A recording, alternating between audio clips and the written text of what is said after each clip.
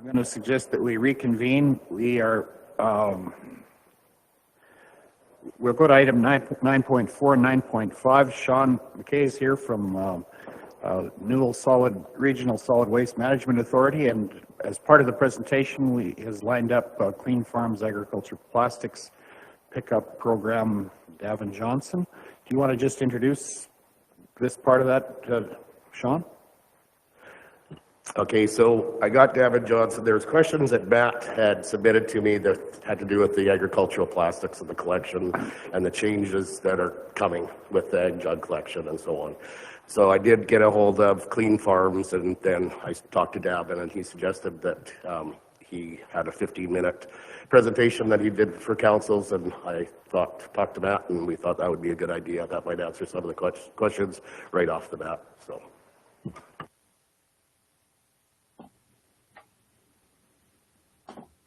Welcome, Devin. Can you hear us? I can hear you. Can you hear me? We can, and we can see you. Perfect. Okay. So that you can actually see me, I'm going to turn off my screen because I'm standing with my sit-to-stand desk, and the light behind me is pretty bright, but just so you can see who I am. Everyone can see my screen fine? Yes, we can. Thanks. Okay, perfect. So my name is Davin Johnson. I'm the Alberta Program Advisor with CleanFarms. I'm based out of Lethbridge.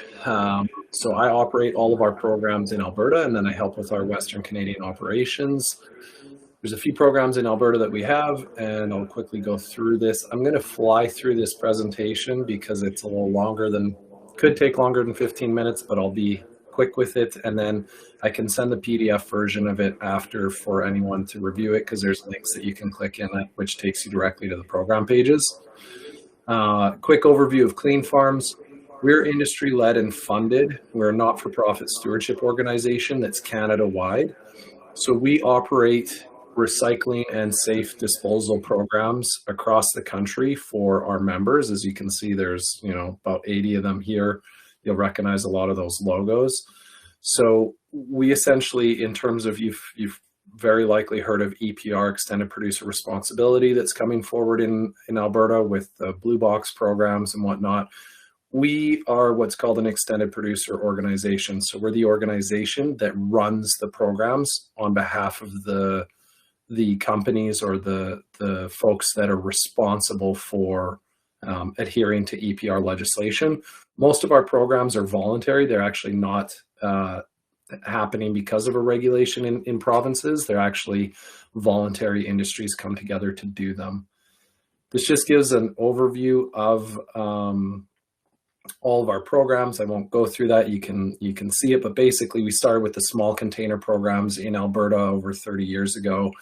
CleanFarms came to be from Crop Life in 2010, and we've got a whole host of other materials that we collect and manage now. Essentially, the approach to how things work is we have, all the products that farmers use, collection sites, whether it's a municipal site or a retailer or some independent businesses where the user of the product can bring that material. And then we coordinate the collection and recycling where it ends up, either to new markets, or some products end up for waste to energy, secure disposal. So CleanFarms doesn't actually have any infrastructure. We use contractors across the country. I'm one of 14 people that work for CleanFarms. I'm out of a home office in Lethbridge. I have a colleague in Moose Jaw, one in Winnipeg, and then several in Quebec, and the bulk are in Ontario. And so in Alberta, we have 6 programs. There's 3 primary permanent programs and 3 pilot programs presently, which I'll go through all of them in just a moment. So what was just discussed was the small container program. That's our under 23 liter pesticide and fertilizer collection. That is currently at a municipal, or has been for 30 years. Like I said, it was started in Alberta. We're in the process of transitioning it from municipal to retail collections. It's going to be phased out over a 3-year period, with the lowest volume to the highest volume sites closing. Most of the transfer stations in Newell County are closing at the end of this year, and I believe there's one that closes at the end of 2023. It's based on volume collected. So there's blended collection logistics through that 3-year period, that transition across the province. And why this all happened, essentially, last year, the Ag Service Board passed a resolution to move it away from municipal sites. They brought that resolution to Alberta Environment and also to us, requesting that we work together to make it consistent across the country, because there's only 2 provinces, Alberta and Manitoba, who still collect containers at municipal sites. Every other province collects it at retail locations.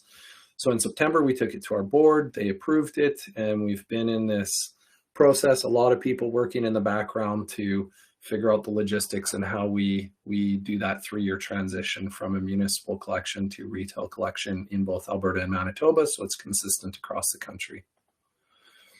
And so, like I said, the lowest volume sites there at the end of this year, medium 2023, and large volume sites by the end of 2024. Just to take note of, if by chance you're in contact with any ag producers within the county and they're large volume users, we can actually pick up from their farm directly. These are typically Hutterite colonies or really large operations where they have enough to constitute sending a contractor out directly to their farm. But to keep in mind, and if that does come across anybody in the room, you can reach out to me directly. My info will be provided at the end as well. Our next program is the over 23 liter pesticide and fertilizer containers. These are non-deposit bulk containers. They're the big 1,000 liter, 500 liter totes and drums. Still, there's folks that they know that they can bring their deposit ones back to their retailers, but pretty much 95% of the retailers in the province participate and return these containers. So they can be brought back there. They shouldn't be going back to a municipal site, but they go back to the retailer, and we have a contractor that picks them up for recycling.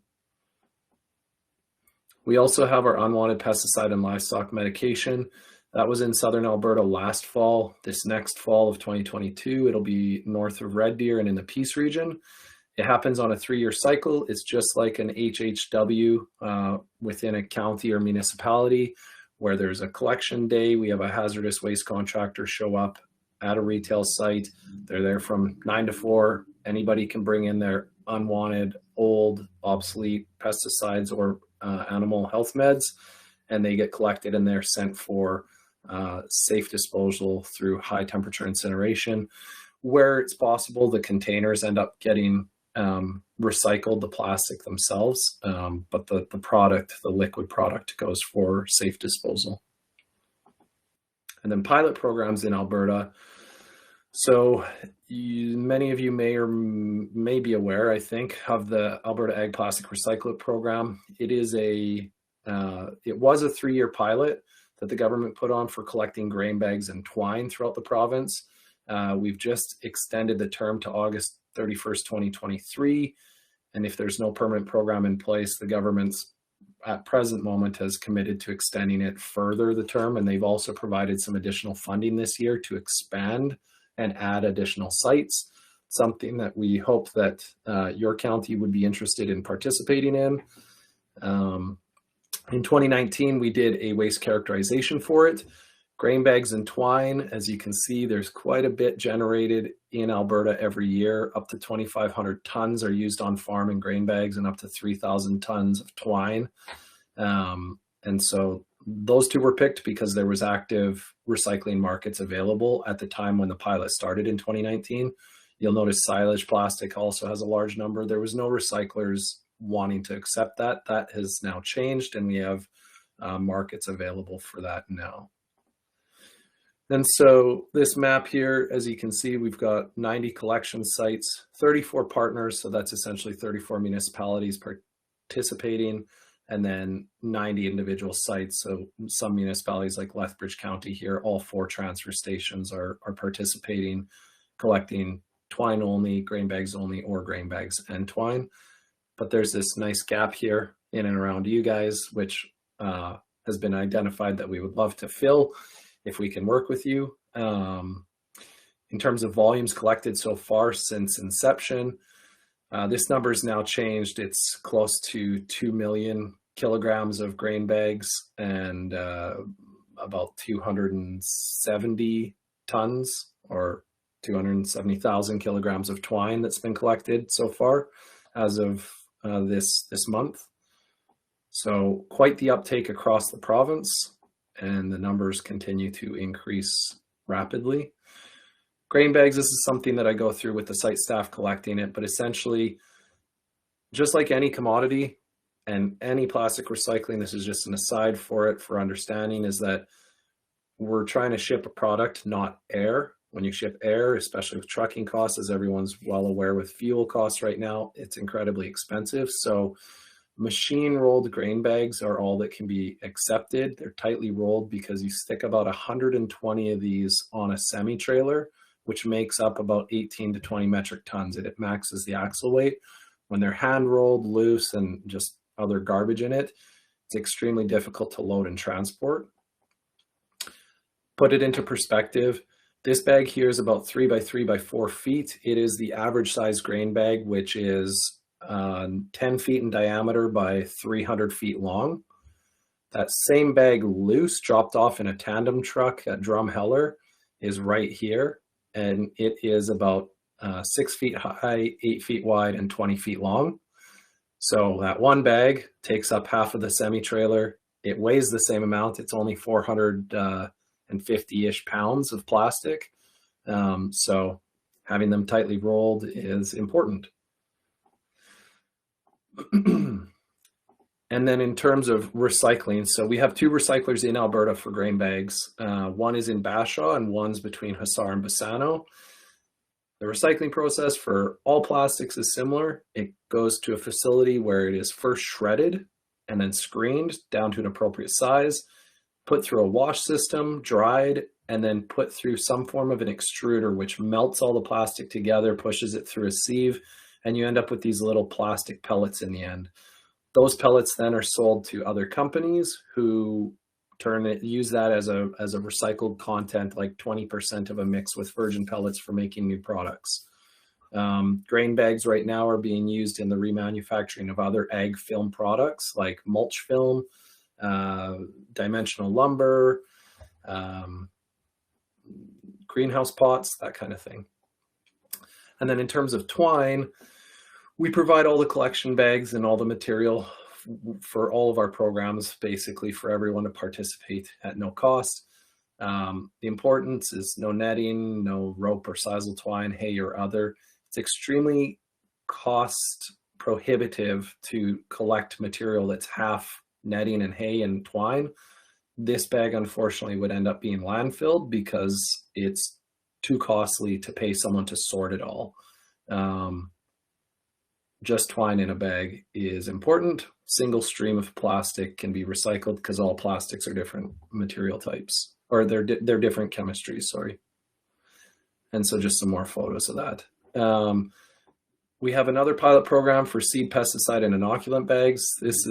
These are more for information now. If you get the questions from any of your agricultural producers, this is available at almost every retailer in the province is participating this year. It's a value-added service they can provide. So any of the tote bags or their seed and pesticide bags, they can bring them back to their retailer. The seed and pesticide bags are sent for waste to energy recovery. These tote bags are sent to a recycler where they're turned into lumber wrap because it's the same type of plastic. So they're recycled and put into new lumber wrap. And then the last pilot program that we have, which I'm expanding throughout the province, we started in Lethbridge County, is to deal with bale wrap and silage film. The issue with those two plastics, for those that aren't familiar in the farming side, is that they're small pieces of plastic. And so they're the stuff that blows up along fence lines and ditches, and they're incredibly difficult to manage. How do you densify that? Because again, we need to densify a product. We're worked with Full Circle Plastics out of Nobleford, and they've built these manual compactors for us, which we're testing on farm and at some municipalities, where essentially you take the plastic, put it in, and you can compress it down. We ended up taking a 15-yard roll-off bin full of loose plastic, compressing it into a 4x4 by 2 foot bale that weighed 600 pounds. So it makes it efficient for loading and transport. These things don't require any power or equipment. It uses a chain hoist to compress it manually, and the process for doing it does not take any extra effort on the farm than the way that they're currently managing it by just sticking it in a bin. We have plans available, so anyone can build one of these, or they can contact me because we have some more available to distribute to some farms to test. And so essentially this is what it looks like. This contraption, it's made out of recycled drill stem pipe, and this is dimensional lumber made out of recycled plastic. Some of our chem jugs are in these boards. And so when a silage plastic shows up at transfer stations, often, at least in Lethbridge County, the farmer's folding it, rolling it, and tying it with twine. All we're saying is fold it, and instead of rolling it, fold it into squares, place those in here, compress it down, tie it with twine, and you end up with a nice dense bale of plastic. That is it. I ripped through that as fast as possible. So now we can go back and answer any questions on any of them that you guys have, now that you have the full overview. And again, I'll provide this presentation as a PDF. I also have a one-page summary of all our programs that I can provide as well. Any questions? Thanks. Thanks, Davin. We appreciate that. Are there any questions? Dan Short has a question. Hi. I've had a couple ag producers in our area, Rolling Hills, that took a dump truck load of containers to the Hayes landfill and got turned around, then found out that they can't take them to County Newell landfill either. If there's guys that have that much, is there any way we could have some kind of a drop-off location central to Rolling Hills and have you guys come pick them up from there? If you can send me an email, we can discuss that separately, because that discussion will take a lot of the council's time right now. It's not out of the question, but I just need to get some more details about it, and then also find out like the being turned away part, because where they were turned away or why, because that shouldn't be turned away just yet. I think there's a little bit of miscommunication with the turned away part, because I got contacted by the county, and I did say that we would take them. They could bring them out, and I had rolls of bags, and we would bag them up and put them in our storage. Hayes, that's run by the MD at Tabor, and I don't know what happened there. Yeah. Okay, Just real quick. thanks. One follow-up, Dan? Yeah. They did get turned away, but they did get turned away saying, hey, bring them back in bags. I should have mentioned that. I forgot it, so I'm sorry. Yeah, and Yeah, so like you said. yeah, and one of the issues, so our contractor Curtis Construction at the onset of this gave a bit of misinformation saying everything has to be in bags starting immediately, when it does not need to be. It's a transition process, so we know it's going to take time. The communication is, it's not in bags, we'll take them loose. Next time you come, can you please put them in bags? Here's the bags. And the reason for the bagging is because it's secondary containment and it's easier to manage as we transition to the retail sites.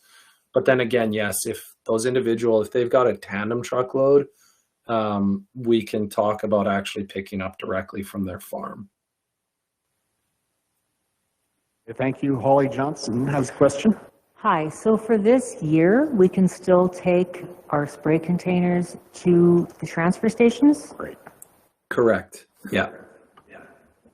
Okay, Davin, and I got to talk to Corey about this at your office.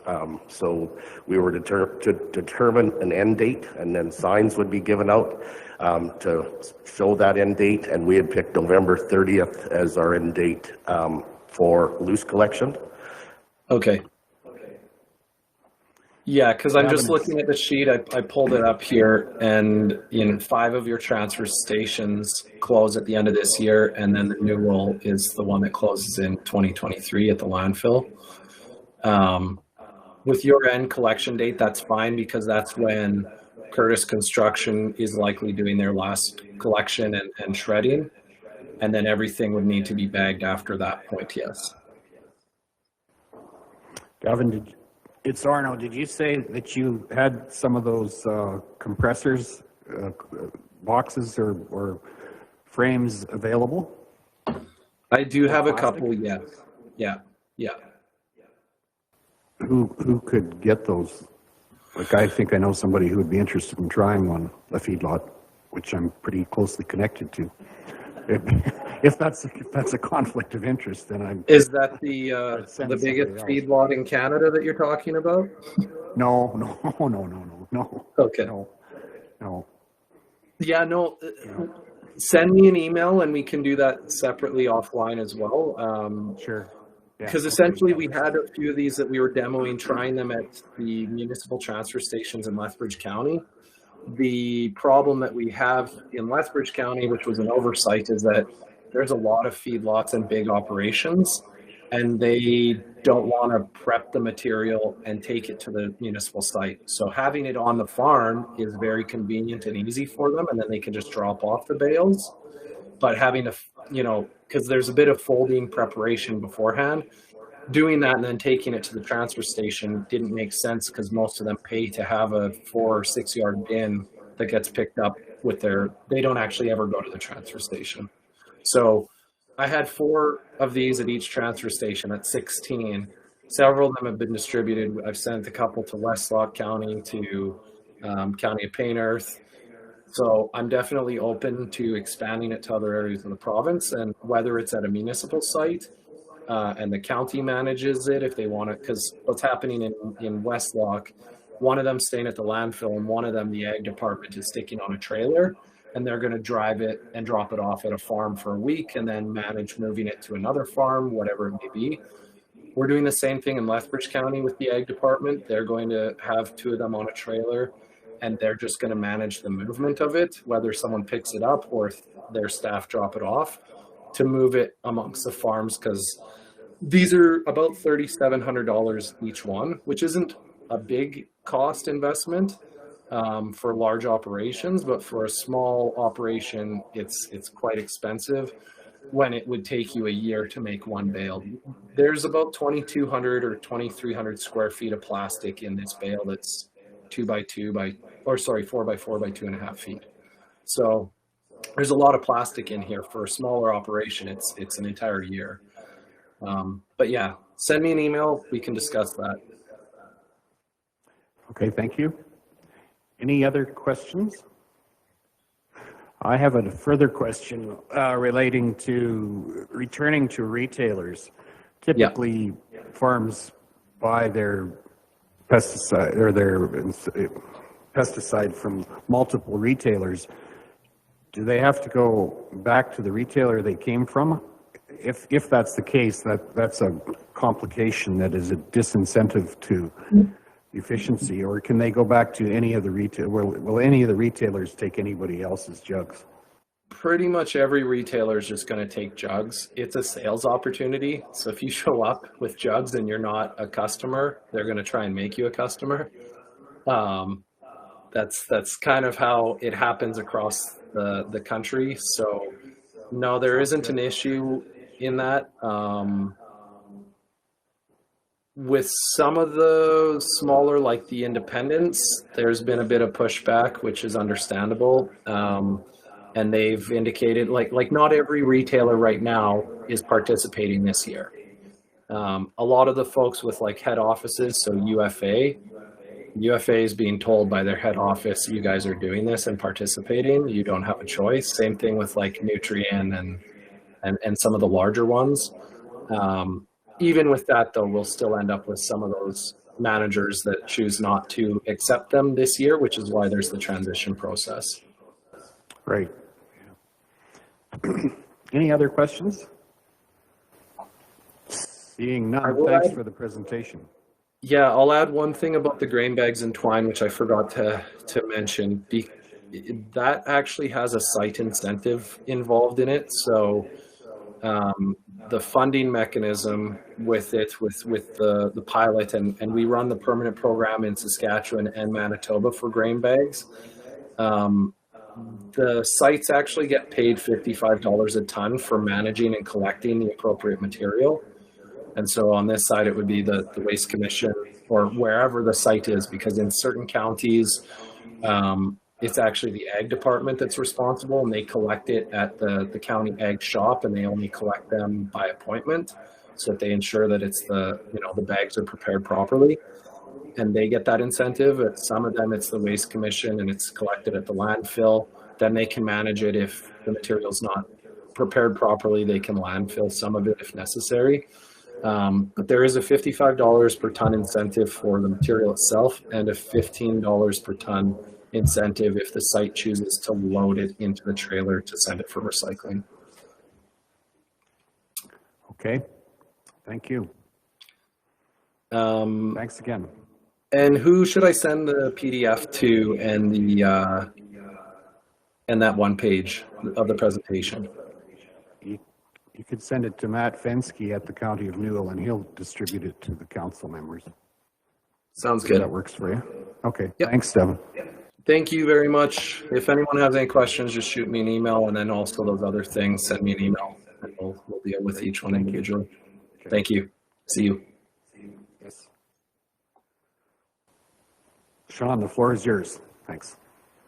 All right, I'm just going to follow up Davin's report and just saying that we actually brought that to CleanFarms' attention at the SWANA conference, that there's a big area that is just blank for the pickups. So we are working, and we're going to try to clean up that yard at the landfill and make an area for the grain bag collection and the egg twine collection. We will be losing the area for the jugs and so on, so I think we'll be able to transfer that over like that. And then that'll at least give people a place to take their stuff to. So anyway, I am Sean McKay. I took over from Ray Jessica on January 4th, and my waste background started in Drumheller 9 years ago at the Drumheller and District Solid Waste Management Association, which is made up of the town of Drumheller and the 3 surrounding counties being Newell, Starland, and Wheatland. We on one site had the landfill, 5 recycling collection buildings, including all of the ag collection, and 19 different transfer sites, basically ranging from Torrington to Cluny.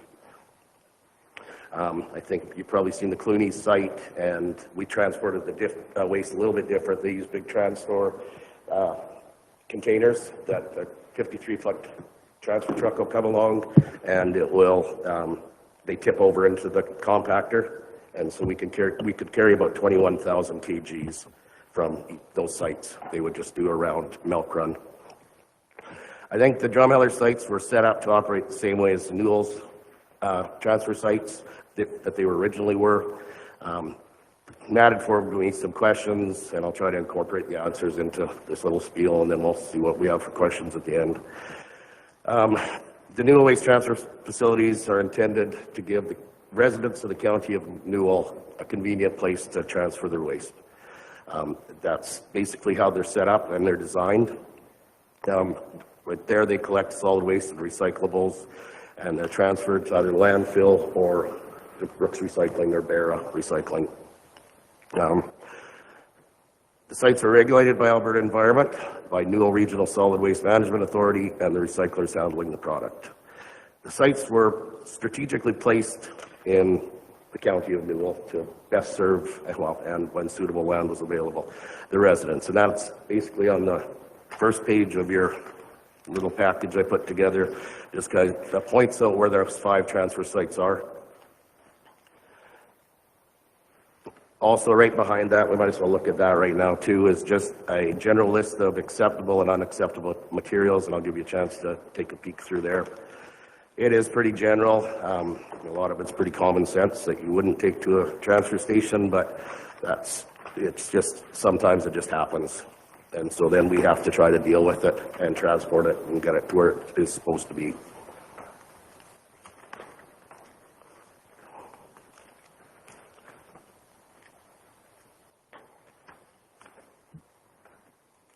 Transfer stations, as well as the landfill, are subject to environmental regulations, which are put in place to prevent damage to the soil and the surrounding groundwaters. There are other materials that our transfer sites could potentially take if we got the proper approvals and we had the proper containments and procedures and education were provided for the transportation of those materials. And I say education, I mean certification. So I think what happened through time, transfer stations kind of changed from what they were originally intended to be. They were supposed to be that place for the, residents for household garbage. Basically, that's your bagged kitchen, bathroom, your furniture, just anything, your patio furniture. It wasn't intended to take your whole house renovation. They weren't intended to take your whole shingle redo, and they weren't intended for commercial, for the commercial haulers to bring in. It's just a matter, it's a size thing. So I think if you go to those couple pictures behind the acceptable list, I just went and took pictures of Millicent just because it was close and handy, and you can see the size it's a 50-yard bin. And then we have the other ones for the smaller items. And so you have a commercial hauler with a front load compactor, pull up and back it up. It'll fill up the bin. It'll close to fill up that bin. And there's a good chance that we won't be able to pick that bin up, right? Because it'll be so heavy. So then you can look and see, basically the commercial transfer sites are more like this. They have large bunkers. They have big heavy equipment to transfer that to transfer trucks, to move it to the landfill where it's supposed to be. That's, I think I was the one that, through my board, that started the chatter that Matt talks about. I sent a letter to the Crawling Valley campground informing them that the transfer stations for the residents of the county and were not to be used for commercial haulers. We've back and forth talked about that. I've said that I'll come to Bazzano and present, and the board has been looking at it. We looked it over this last meeting in April, and there wasn't really any solid decisions. For the most part, the acceptable, non-acceptable list, everybody was happy with. It just comes down to the commercial hauler thing again. So we're still working on that. We'll work with the transfer stations to come up with something, but that's going to take a little bit of time. Right now, I told all the operators just operate as if I didn't send that letter. So to give the board a time to get through and to talk to the councils and so on. The other thing that it does affect is a fair tender process. So if you have one hauler coming in to put in a fair bid to transfer from this place here to this place here, to the landfill, from this place to the landfill, and you have another hauler that puts in his tender price, taking it somewhere where he's not supposed to be taking it, that kind of eliminates that fair tender process as far as I'm concerned. But that's just a kind of side comment that did come up at the board meeting. So that was quick and ugly on the transfer station end. So what do we want to do? Have questions for me? Yeah, thanks, Sean. Hi, Sean. Nice to see you face to face. We talked on the phone the one time. I have a couple questions. On your list of acceptable stuff, it says sharps, syringe, and needles. It doesn't tell you what you're supposed to do with them to bring them in, though, right? So.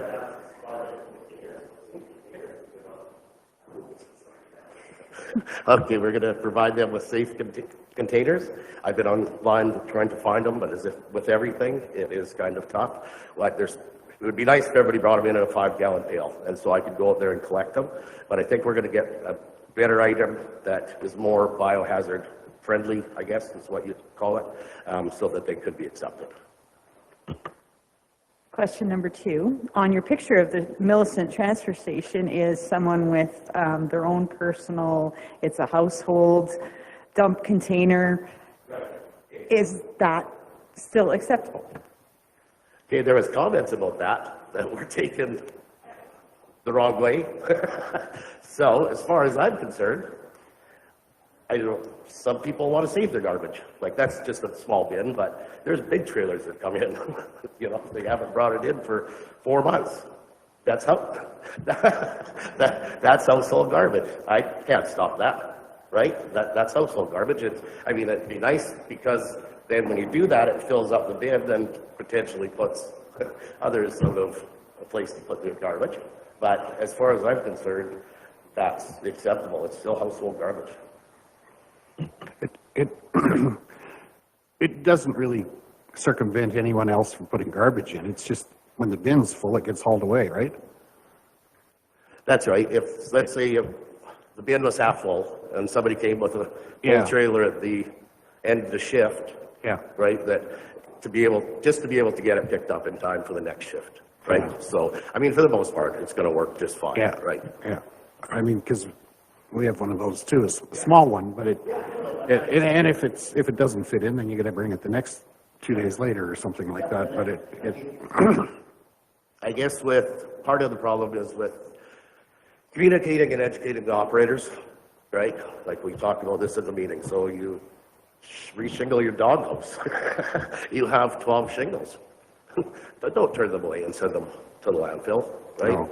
I mean, if somebody takes out their little bit of pieces of wood out of their garage, the cutoffs or whatever, and it's, kind of defines it. It's a rough definition. They don't have a scale. They're saying 50 pounds or anything like that. Well, be reasonable. You can take that. But if you come in with the dump trailer full of demolition, insulation, shingles, that has to be redirected. There's just too much. And that's supposed to, the C&D is supposed to be going to our C&D cell rather than mixed in with the MSW. so what about are you ending the wood piles? Like out at Gem, there's a wood pile out there. It's pretty well managed. People haul wood to it. It gets burnt periodically. I've even heard the firemen say, well, probably not a bad practice site for us if it needs to be burned.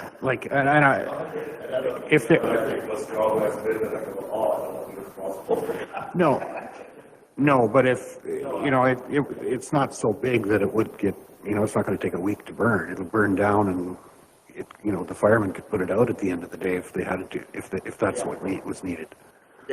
And the burn process has been continuing on, right? I mean, Yeah. we're just out of the fire ban now anyway, and I'm sure everybody will be jumping to burn their pits here right now. So when we do hit a dry spell like last summer, their pits were way too full to be burning. Yeah. Like the fire just becomes uncontrollable to them. Yeah. They don't have the source. So I did propose to the board last meeting.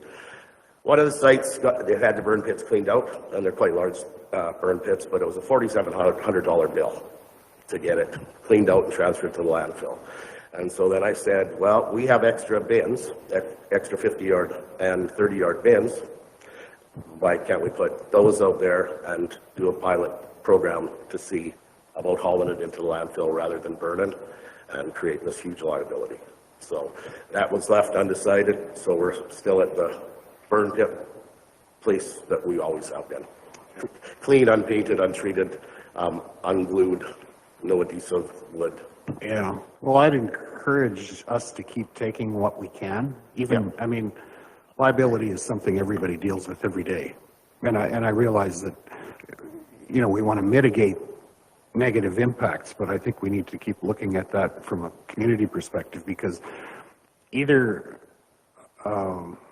we make it easy and convenient, or people will be, if the goal is to keep stuff out of a pit in the ground on the farm somewhere, then we need to accommodate people's ability to get it where they can reasonably get it. And that's a bigger issue the further you live from the regional landfill. And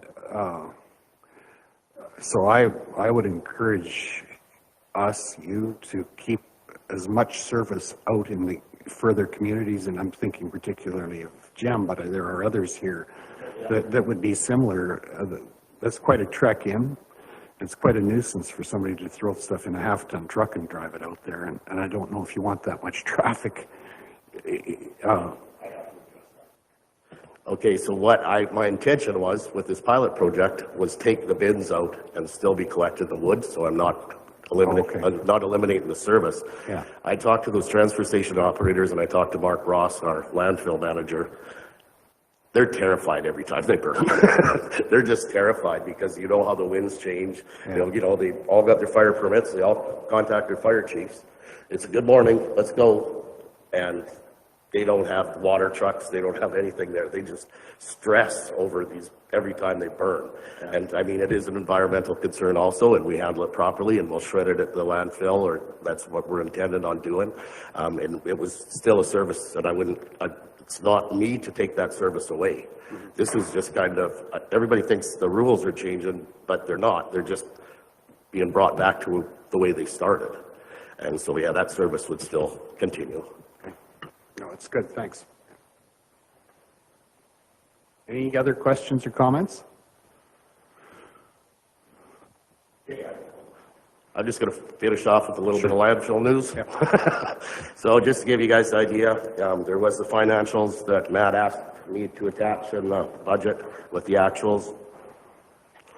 Just in 2021, the Newell Regional Landfill took in 28,000 tons of municipal solid waste with revenue and about 360,000 and 200,000 tons of industrial waste, which is, a lot of it is your soil that's acceptable under our government approval, with a revenue of about 3.7 million. Right now, we're building 1.5 new cells, half of an industrial cell and a full municipal cell at a cost of about $3.4 million. That'll also provide some capping, a meter and 1.2 meters of capping around what we can close off as per the government regulations for end of life, to get toward end of life. The second project will be, they've always pumped above ground with their leachate collection system, their garbage juice collection system.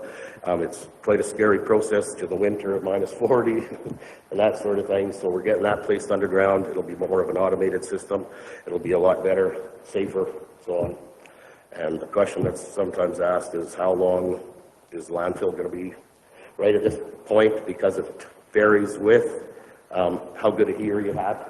That's based on your calculation of how much tonnage. It's supposed to last rate as of 2021 for 42.2 years, and then with the government monitoring program, 25 years following that.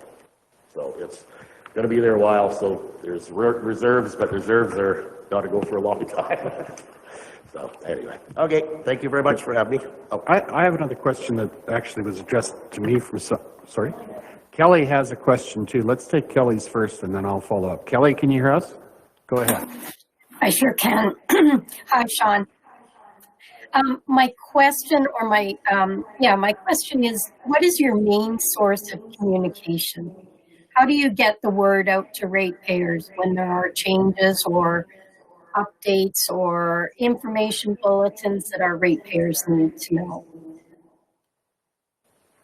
That's a very good question, and that's what we've been talking about. Matt and I actually had a conversation about that too, with perhaps using the Newell website along with the Brooks website. We have a terrible website. The Newell landfill has a terrible website. It's not very manipulative, or you can't manipulate it very well. So we are working on that. But like I said, Matt and I did have some communication in that regard. Right. Communication is key to happy ratepayers. I agree. Is your website full of garbage? Is that? My question was do you take loads of waste from other municipalities and other areas, like from Calgary and that sort of thing? We do take them. They're charged a different rate. I believe it's a non-regional rate, and that would be those would be the charge loads that bring in the money. But I talked to Kendra about it. She's home with her COVID. She has the reports and stuff from all the manifests and tickets and so on. And she said that she would have to go and check LSDs to see if that site, that horizontal drill, like it would take her a bit of time to see what was all actually non-regional. Mm-hmm. So. The stuff that comes in from outside, is that for profit then? Like, is that a profit center for the? It's a revenue center. Yeah, revenue. Yeah. Profit's the wrong word. Can't say profit. Yeah. Good.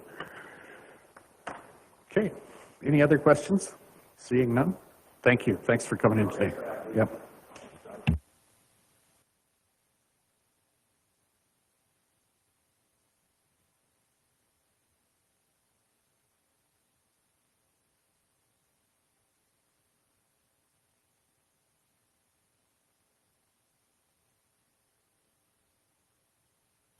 let's go back to 8.4. Jeff, you've got an introduction for us. Good afternoon, everybody. I know time is valuable today, and I know it's still a full agenda, so we'll make it quick. 2022 budget was approved with the direction for administration to pursue an intern through the Municipal Affairs Internship Program.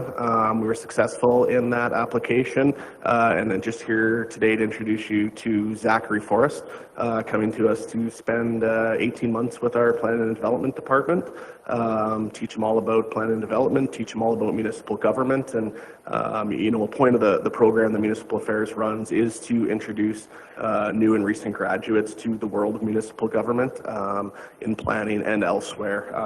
I think it's partially to assist in building the workforce, what Mitchell was talking about earlier today. So I'll give Zachary 45 seconds to introduce himself quickly. Thanks. Welcome, Zach. Go ahead. Yeah, it's a pleasure to be introduced to the council. I would like to introduce myself personally to everyone eventually, but a little bit about myself. And I'm from a small town in Selborne, Saskatchewan. And after my grade 12, I went out to Ottawa to Carleton University, and I completed a Bachelor of Architectural Studies with a major in urbanism and a minor in urban studies. That is why planning has been my interest. So just completed that bachelor 2 weeks ago and started here last week. So happy to be here and to learn about the planning process and to hopefully bring a new perspective to many of the issues being undertaken here at the county. Welcome. Thank you. You landed in a good place, I think. Good to see you. I look forward to meeting you personally. So,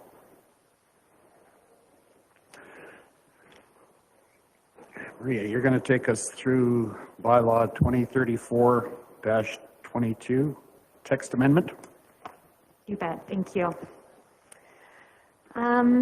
The purpose of this amending bylaw is to update the business hamlet district of our land use bylaw to include self-storage as a discretionary use. The purpose of the business hamlet district is to provide for commercial and light industrial development within hamlets to serve the local residents and the surrounding community.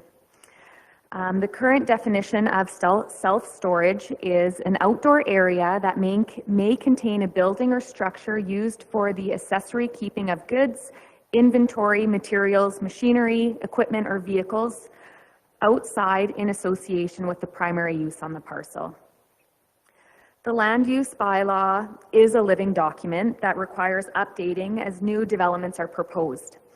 In this case, not including self-storage may have been a bit of an oversight when we updated the land use bylaw, but this provides for a great opportunity to update this document.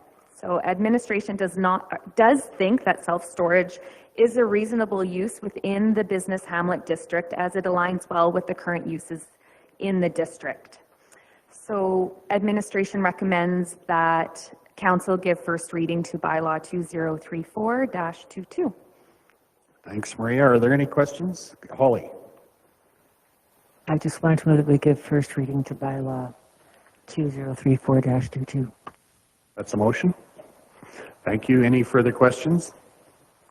Seeing none, all in favor of the bylaw, please indicate. That's carried. Thank you.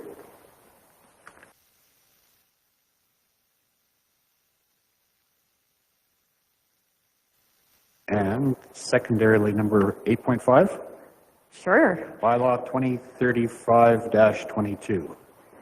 First reading. Go ahead. Thank you, Reeve. The purpose of this application is to redesignate the subject lands, which is Plan 0514207, Block 5, Lot 26, from Special Parks and Public Service to Business Hamlet District to allow for the development of a self-storage business. This subject parcel is located at Lake Newell Resort in Division 5. The subject parcel is a vacant lot, which is approximately 1 acre in size. The area structure plan that governs the development in the Lake Newell Resort area was adopted in 2003, and it does designate this area for the purpose of RV storage. The proposed land use amendment will allow this lot to be developed as outlined in the area structure plan. The subject parcel is part of the Sandpiper Estates Homeowner Association and is required to abide by the bylaws of the association, including membership terms and development expectations. So when they decide to develop, they will have to get approval from the homeowners association with anything they plan to do, as well as obtain a development permit from the county. It is recommended by staff that first reading be given to bylaw 2035-22. Lynette, please. Thank you. Maria? Is there a difference between it being called an RV storage lot as opposed to a self-storage lot? Are we differentiating those? That's a good question. We don't have a designation or a definition for RV storage in our current land use bylaw. So self-storage would be the use if someone wanted to just park recreational vehicles. I think when it comes to the area structure plan, that's a bit of it can be flexible based on what council would like to see happen there. Okay, any other questions or direction for us on this? Dan, please. I motion we give first reading to 2035-22. Okay, any further questions? Seeing none, all in favor of the motion, please indicate. That's carried. Thank you. And moving on to item 8.5.2, request to refund land use amendment application fee. Maria, please. Thank you. So the applicant of the land use bylaw that was just passed by council has submitted a letter requesting that the fees for the land use amendment be refunded to him. The schedule of fees bylaw was adopted by council on January 6th.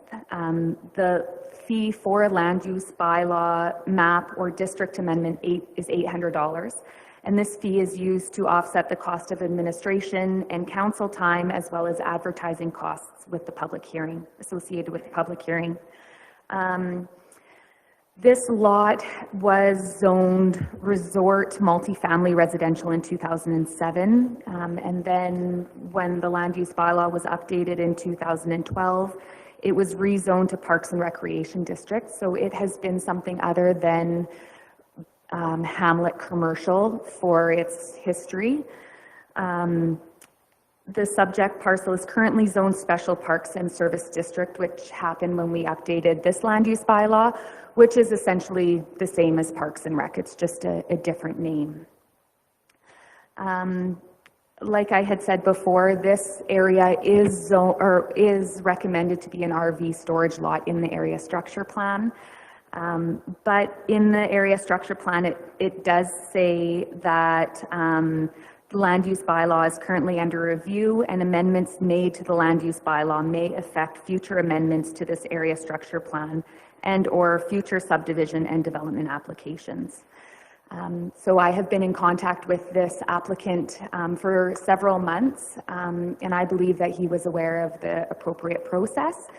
And doing a land use amendment in order to develop is not, this is not a special case. It happens every once in a while as people come up with new ideas and they want to do new things.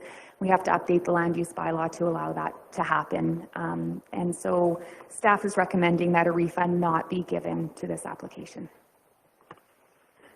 Thank you. Questions? Holly, please.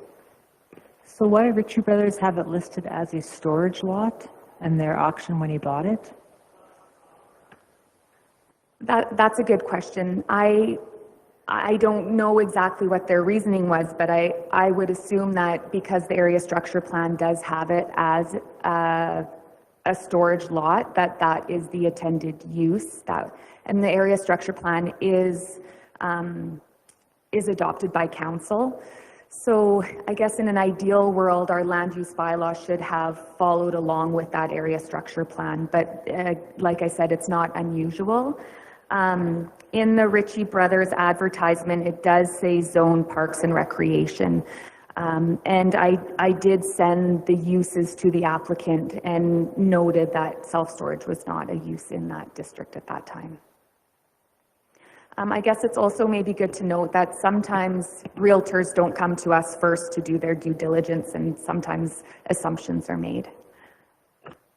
Okay, thank you. Any other questions or comments? Greg, please. I believe it did say self-storage on the original development plan of that area. So when Lake Newell Resort was developed, that particular lot was always to be used for self-storage.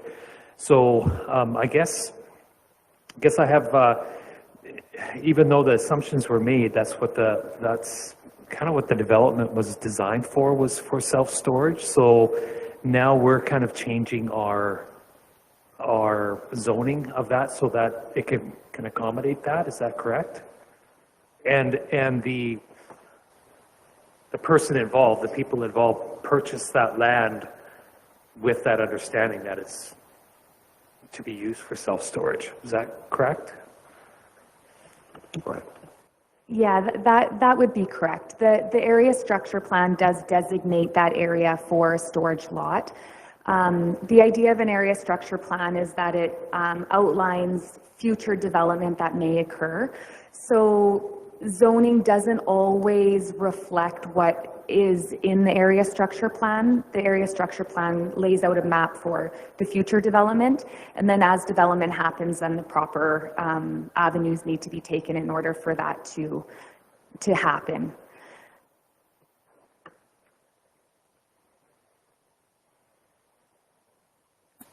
Okay, any direction for us on this? Adina? I'd like to move that we do not refund the application fee. Okay, thank you. Any further discussion? Neil? Yeah, I agree with that. We got to support our staff. If they've gone through it, then deny it. We don't want everybody in the country running in here every time they make a decision. So I agree with the motion. Okay. Ready for the question? All in favor of the motion to deny the refund for the application, please indicate. That's carried. Thank you. Thanks, Maria. Okay. Let's go down to item 11.1. Shanna Lee, if you would come and guide us through that, please.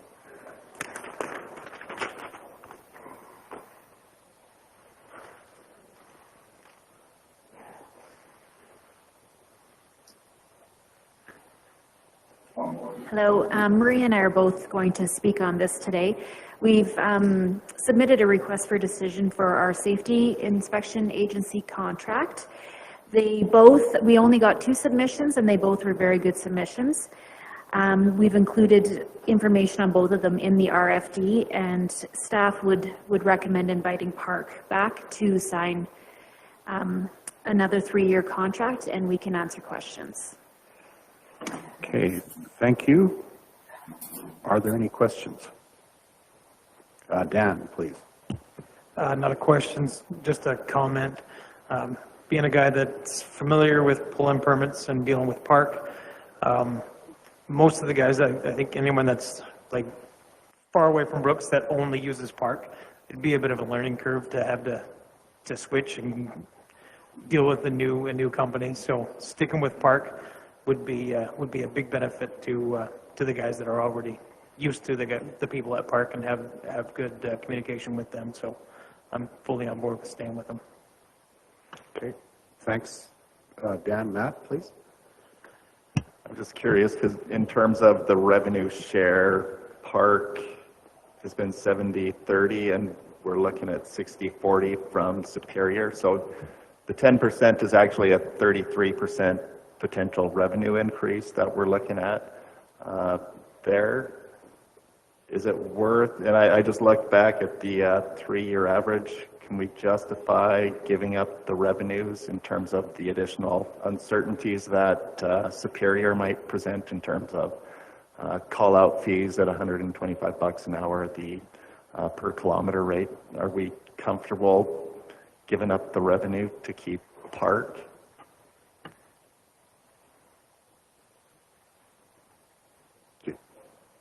Staff up, you're asking, right? Sure, and that's a very good point and something that we've discussed quite a lot in our department.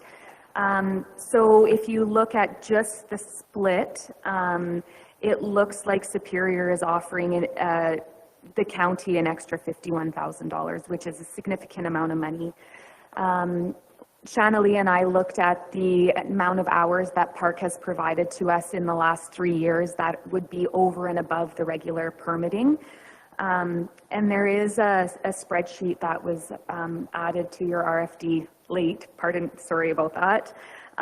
But we estimate that there was about 315 hours in the last 3 years that Park provided for us. So if we take into account those hours, the difference between Park and Superior's fee structure is significantly less. So we're looking at about less than $4,500 a year. Superior would still come up ahead if you're just looking at the price. But we are also reassured as staff that we can freely call on the experts if we need anything for emergency services or advice. You know, it doesn't happen that often, but sometimes, you know, someone will say, I have something spewing out of my septic system and we need help. And well, we can't answer those questions. So it's really great to know that we can freely call somebody without having to look at the dollar signs of that. But we are open to whatever council would like. Thank you. Greg, please. Yeah, I always cringe when I see chargebacks and extended fees also, because those can add up pretty fast and they're not predictable. And I think I'd rather go with something we know than something that is going to be, you know, roll the dice on as to what the cost will actually be. So that's why I'd like to, you know, I'd be voting to stay with Park.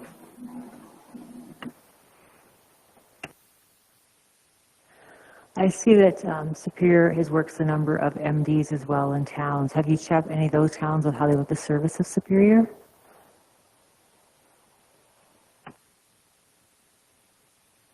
We have spoken to some of our colleagues and we do hear good things about Park. We also have colleagues that have changed from Superior to Park. Thank you. Anybody prepared to, did you make a motion? Yeah. I'll make that motion to go with Park Enterprises for the inspection services. Okay, thank you. Any further questions? All in favor of the motion, please indicate. That's carried. Thank you. Thank you. And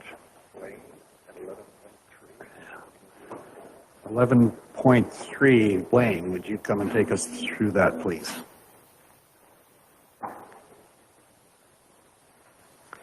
Initiating committee of the whole discussions. Yes. Good afternoon. So this item flows out of the April 11th and 12th strategic planning session that you had with Dr. Gord McIntosh. You've already dealt with the strategic priorities that were set during that session. But this particular item was referenced during those discussions, and the intent of it is to help facilitate the council decision-making process. The report that I have provided for you confirms that there are a number of municipalities that do make use of the Committee of the Whole. The suggestion that came up during the retreat was that making use of the Committee of the Whole within council may help facilitate the decision-making process on matters that there is a need for additional investigation and research to be conducted on. As with any change, there's always some pros and cons that are involved. I've tried to review some of the benefits of going ahead with a process of this nature, as well as some of the drawbacks that should be considered in making a decision as to whether or not you want to proceed. One thing to note, that Committee of the Whole meetings would be open to the public, as are all council and committee meetings. We would need to advertise the schedule for those meetings. The public would need to be given the opportunity to attend. There would need to be a record kept of them. But the nature of the decisions that would be made during committee meetings would be limited to requests for gathering information and just considering things that would then be referred on to council after an extensive discussion has taken place.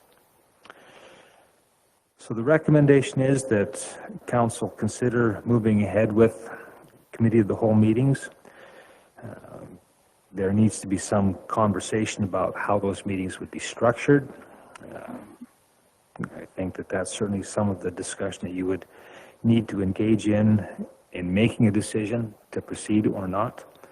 But we would certainly suggest that it would be appropriate to kind of test drive the process and see what comes out of that. Thank you, Lane. Dan, you have a question? How much notice do we have to give for public participation in a committee of the whole? For instance, we're in a council meeting, we say, let's defer that to a committee of the whole. How long do we have to wait before we can have that meeting? Well, your meetings would be, a schedule would be set, so the public would always be aware. During Committee of the Whole meetings, normally you wouldn't be using them to engage with the public directly. The intent is that a conversation takes place within council. If there's information that needs to come out for council consideration, that is normally done through a public hearing process, of which you just went through 2 of those this morning. No, I mean, you had said that we have to give notice that we're having the meetings, right?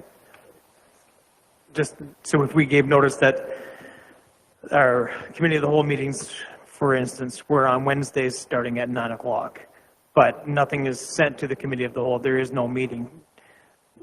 Do we have, would something like that work, or how does that go? I guess what we're suggesting is that there would be a schedule set, and you would have regular Committee of the Whole meetings.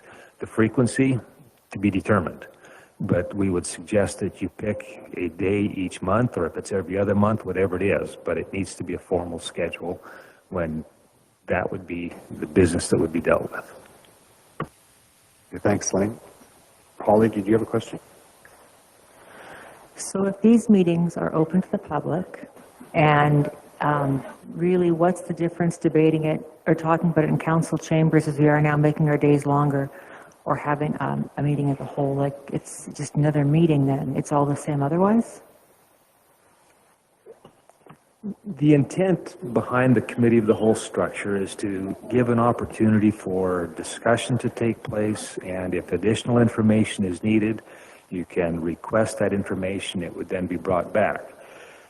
What can happen under the current structure is that oftentimes there will be things that will hit your agenda where there is some significant implications that need to be considered, and because we haven't had an opportunity to really engage council extensively in advance of it being placed on your agenda, you're in a situation where a decision needs to be made as to what you're going to do with that particular matter, when it's really the first time you've had a chance to thoroughly engage between members of council on it.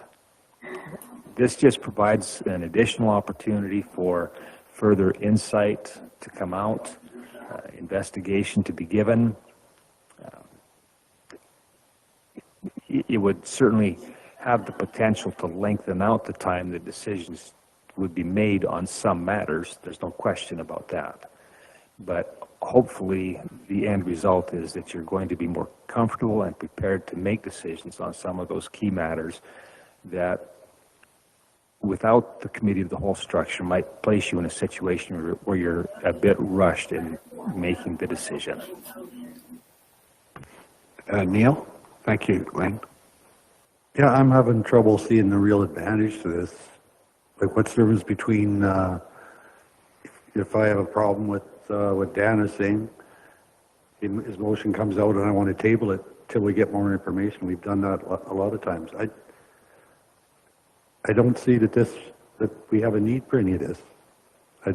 When we first started, we taught ourselves to take it our time because we made some snap decisions, but I think this just adds bureaucracy to it. And who in the public's going to know what committee of the whole is anyways? Nobody. That's all I have to say. I'm not in favor of going too far with this. Okay, thanks, Neil. Matt, did you have? Yeah, I think the idea of committee of the whole does give you a little more room to kick around an idea. You're not there making decisions, you're there exploring, you're receiving information, and you've got the time to do it, right? And when you want to refer that up to council to make a decision, at this point, it should, in theory, and I think that's why Lane uses the wording test drive, let's test drive the process. It should make what happens in council chambers move more smoothly, because you've explored and asked staff for the information that you expect to see as background information on a request for decision form, right? So it could go both ways, right? It could be a time use, and but I think the idea has some merit for exploring and giving council another forum where you can explore and ask questions about a topic at hand without the pressure of needing to make a decision. And part of it would also, because this would be a new process for staff as well, right? So we'd have to come with information sooner. It should give you more runway and more time to kind of consider an idea versus the structure right now for a lot of topics that have been pretty heady. You get the information package on a Friday, and the next Thursday, hopefully you've got through all your agenda information, and at that point it's, yeah, you can always table it, but some of these things are time sensitive. So it might be an interesting dynamic both for staff and council to lengthen out that runway and give you a little more time to chew and think about an issue. Greg, thanks, Matt. Greg, did you have a? Oh, Kelly's got a comment after Greg. I do. Sorry, I knew I was your favorite. Anyway, sorry, Kelly. I think it's not a bad idea because I know with our extensive strategic planning, and I like the idea of a committee of the whole in order to kind of keep up to date on where are we at with that, where are we sitting, and also there have been times that I'm going, man, I just don't know too much about this. It would have been nice to be able to have talked about some of the big issues that we've gone through prior before having to make a snap decision on it. And some of these have been pretty large, like the water project and things like that, right? And I wasn't, I didn't feel that myself, I really grasped what I was voting on properly. This may help that. And I'm thinking, I don't think it needs to be a couple times a month. I think it, once a month, maybe something like that. I don't know, just my thoughts on it. Thanks, Greg. Kelly?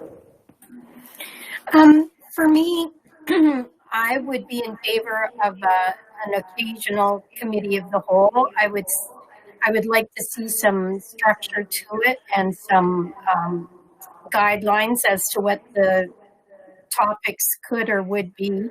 I think they would be tied to our strategic plan, because if I was to compare to the past, we get our monthly report on strategic planning, but we never really talked about it back then. So this would be a great opportunity for Matt and staff to point out, okay, we've completed this, we're knocking this off the list, and that allows room for the next one to come forward, and what that next one will be, kind of thing. So I think there is merit. It does have budget implications because it does cost a lot of money to bring us all in. it also takes staff time away from their desks and their priorities. So that's a consideration as well. Just my thoughts. Thanks, Kelly. I guess something I would think about it is, along the lines of strategic planning too, I would expect that there would be some, not pressure, but initiative with staff to put issues out ahead of us, ahead of time, right? Like it should be a way of gauging what's coming in the future and potentially create some efficiency in some of our meetings. And I'm just wondering, could it knock the odd council meeting off the agenda? Just, we need to meet when we need to meet, but would it make us more efficient to the effect that we could save a few council meetings in a year? I mean, I realize we do that every 2 weeks, so it kind of messes up the schedule maybe, but that's just a question. I do see some value in having issues come out ahead of us and allowing us to have more free-ranging discussion on what we think might be options, and then also that helps staff to know what kind of information feed we might need in the future. I don't know. Holly, and then Neil. I like the idea of it being less formal, more of a chance to discuss it. I think it's a really positive thing, but there's a way that we can do that in a maybe more open format, like that we can express views because we're just having a chat and gaining information, understanding it, that it's a more relaxed process, more, you know. Thank you. Neil? Yeah, I agree with Arno there, the last bit. Like, we already have 2 meetings a month, and I can't see these committee of the whole meetings, and there is some benefit to them. I do change my mind once in a while. If we're going to come all the way in for a 2-hour meeting or an hour-and-a-half meeting once a month, that's a real inefficient. Like, we'd have to schedule them after when we're already in town or after council meetings, but I think setting up another whole day, unless you could fill the day, and I don't know how you could do that. Thanks, Neil. Matt? Oh, we can fill days. I'm just looking at all the items on the strategic priority list of, information reviews that are on our to-do list. And that's largely what I would propose hits the agenda first is, we talked about reviewing the paving plan in history. We talked about reviewing our recreation study and the inventory. It'd be a good spot, as Kelly said, and as Dr. McIntosh suggested, for updates. Part of Dr. McIntosh's recommendation was that on a quarterly basis, your CAO will provide you with an update on what your staff have accomplished in terms of the strategic priorities, where things are at, and what comes next now that we've accomplished some of those things. So that's what I'd kind of be thinking. There are already a few committee of the whole meetings that we've scheduled for the year. One is the budget planning meeting. That's a all day, could be a 2-day kind of a thing, depending how deep you want to get. And I think moving some of these conversations out and splitting them up, you don't get as tired, right? So a couple of half-day meetings. I did think about, well, maybe you could have it beginning at 8 on a council day, but for a day like this, that might be onerous. So we have had some of those conversations. Yeah, hard no, we're saying, but those the budget planning meeting and the budget review meetings, we would say those take 2 spots of committee of the whole. So then you're looking at potentially, if you structured it once a month, potentially an additional 10. 4 of those would include quarterly updates on your strategic planning, where we're at and what's coming next. And it would be like MPC. If there's nothing that makes the agenda, Ariana would put the call out similar to what she does right now for, hey, send me your agenda items for council. If there's nothing, we would just cancel the meeting. So I think it would be interesting to explore, what our expectations around holding those meetings would be in the first committee of the whole meeting. Like if there's minor items that are just going to be 15 minutes, we'll just roll that on to a council agenda. We're not going to pull everybody in to be inefficient. Okay, thanks. And is it accurate to think that sometimes we could, I mean, a committee of the whole could be scheduled on the front of a council meeting that was going to be not like today, I agree with you, because this is a pretty, I mean, and so that takes some planning ahead.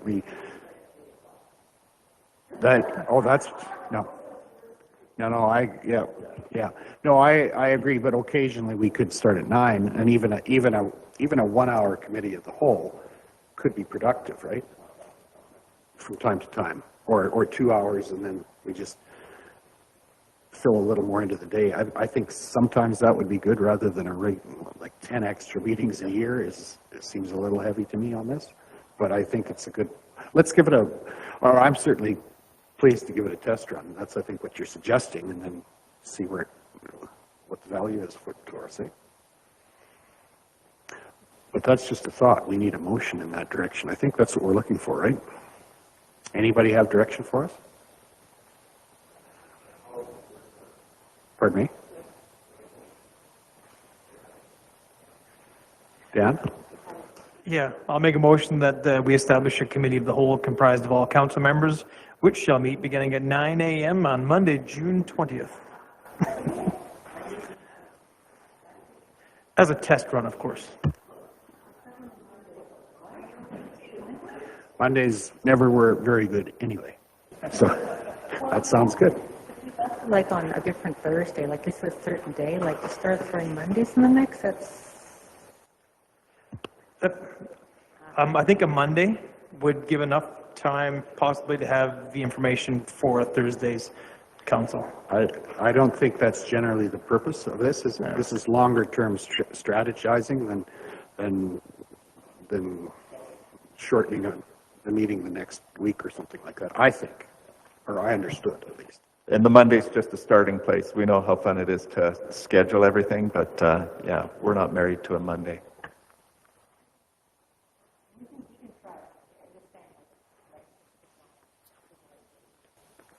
Okay.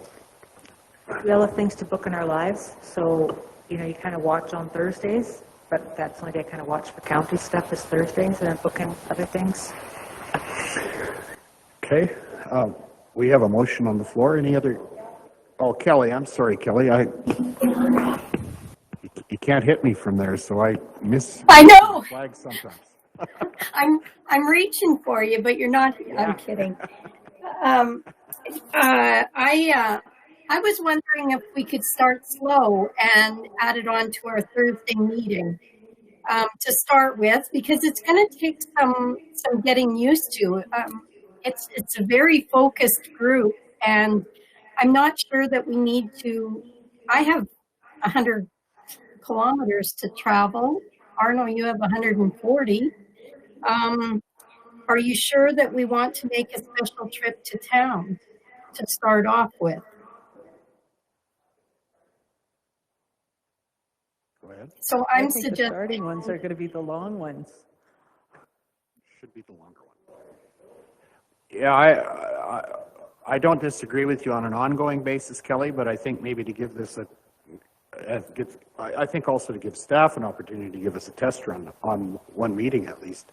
You would be creating the agenda for that, but certainly council could add to it if we wanted to. But maybe the first one, it would be worth spending a little more time and then see if we can streamline it, because I agree with you in terms of trying to streamline. Matt, please. And through the virtual world, the suggestion came in that we could always consider doing these meetings virtually as well, right? There's nothing that obligates us to get in person to do it. That's unless you want to be recognized.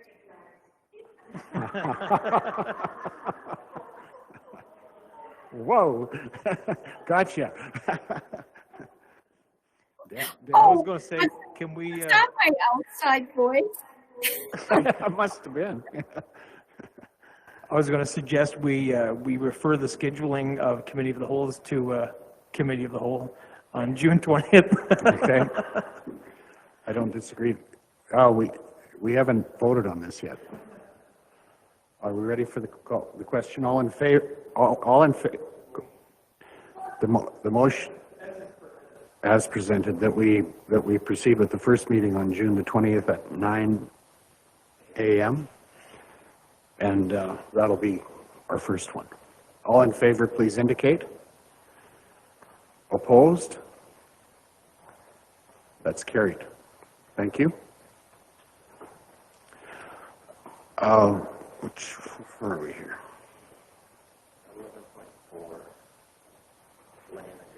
Funding request 11.4, allocation of residual regional enhancement reserve funding, Division 2. Lane, please.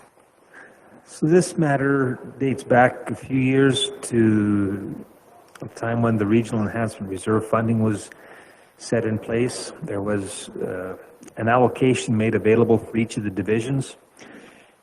Those funds have been used in most divisions with the exception of a small residual amount for Division 2. And the Tilley Community Action Team Society has submitted a recommendation, or I guess a request for consideration by council for the use of, it's a nominal amount that still remains in that fund for Division 2. The recommendation is to go ahead and approve the allocation for their use, for the uses that are listed in their request. Okay, are there any questions?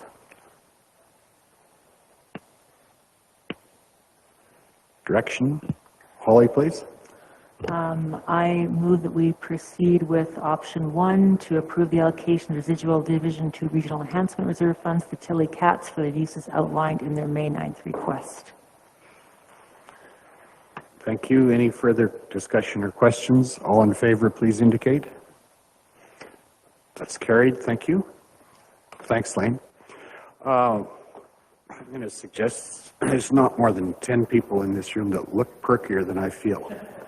So let's take 5 and we'll be right back. Okay, let's reconvene our meeting to 11.5, rescheduling of our budget planning meeting. Matt, please.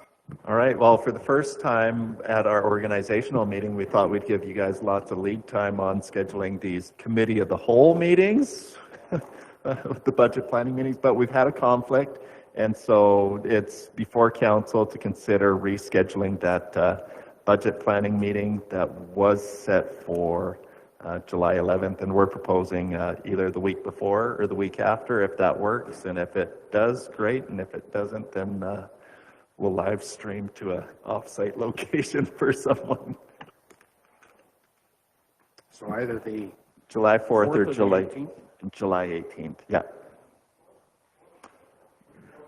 Wouldn't fall be better since it's July and then, because it's right after July 1st, nobody's on holidays yet, right?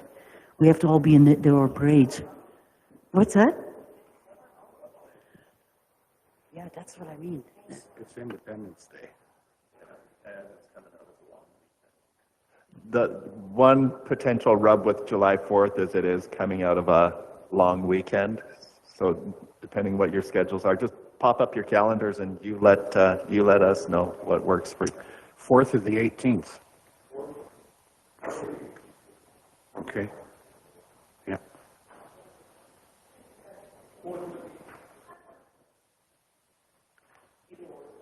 Okay. Guys, So Monday I know is holiday then? Go ahead, Kelly. I know July 18th was recommended by staff over July 4th, but my Royal Purple, Canadian Royal Purple AGM is in Strathmore on July 18th.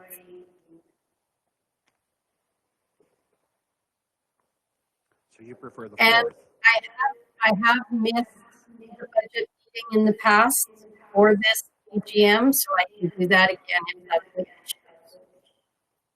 I'm not available July 18th or 19th. Okay. July 4th or the 18th, and Kelly is not available on the 18th, correct, Kelly? Good. Somebody can't make it. No, The 11th is off. How about we meet on target July 4th? Is that okay?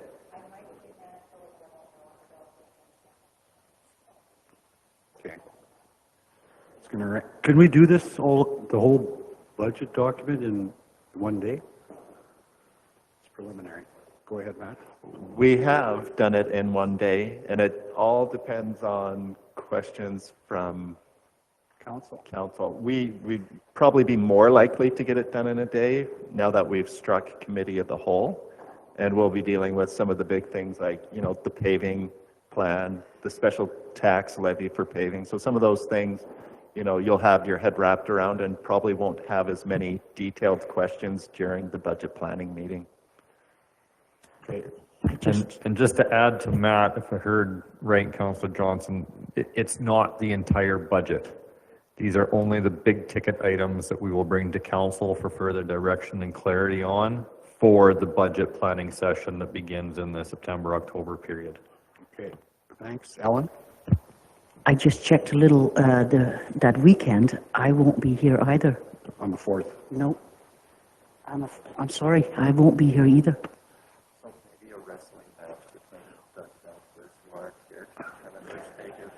Yeah, we're going to have to, okay. So we have people that will be missing either on the 4th or the 18th, right? Or the 11th. And the 11th. You want to do the 5th, the Tuesday? Or is Monday a preferred day?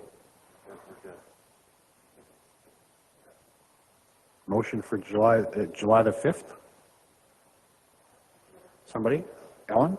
Moves that we meet for July the 5th for the budget planning meeting. All in favor, please indicate.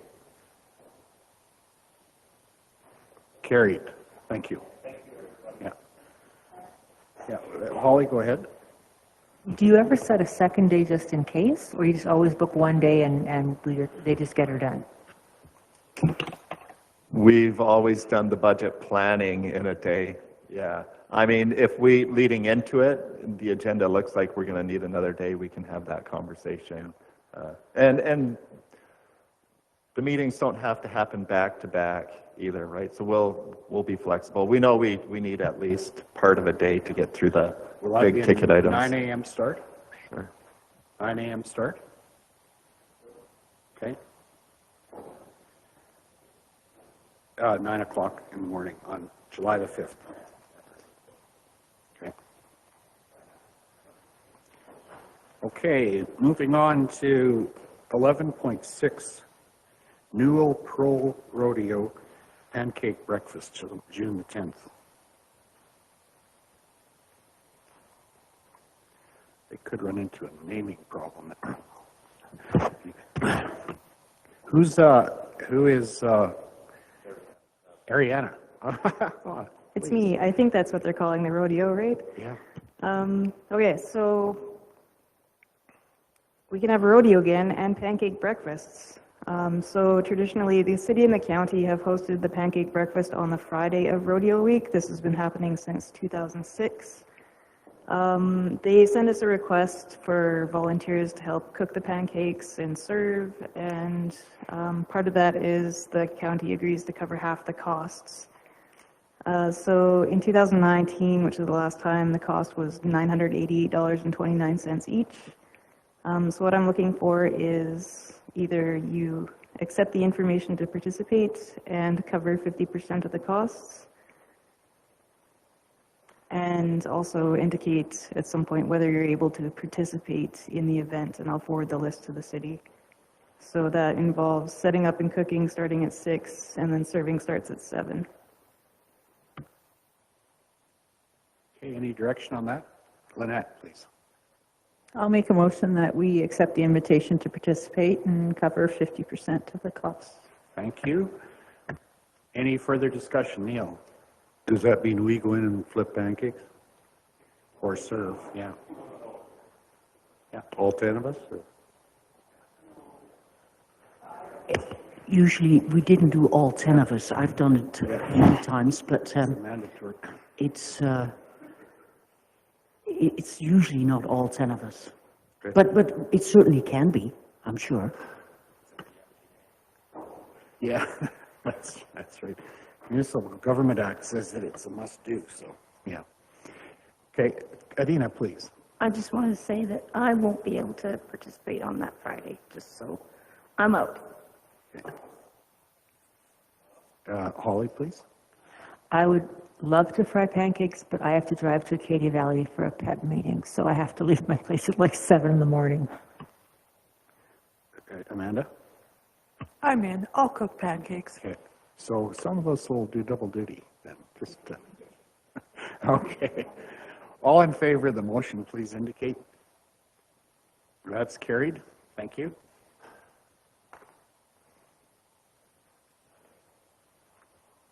Moving along to, my computer keeps bouncing here. Oh, yeah, 11.7 Seniors Week. Ariana, you'll take us through that again. Sorry, yes, another request for proclamation for Seniors Week. This has been happening since 2003. Minister of Seniors and Housing sent an email encouraging municipalities to officially declare Seniors Week, which is June 6th to 12th. It doesn't cost anything. We forward it, and they include our municipality name on their webpage. We also post it on our bulletin board in the front office, and we'll do some posts on social media. But that's it. All I'm requesting is that the County of Newell proclaims June 6th to 12th as Seniors Week in the County of Newell. Okay, Amanda. I'll make that motion. I hereby proclaim June 6 to 12, 2022 as Seniors Week in the County of Newell. Thank you. All in favor, please indicate. Greg. Please. Are we able to recover the signs that we have that have blown away outside with Seniors Week? Just wondering if that's possible. No. Yeah. I was kidding.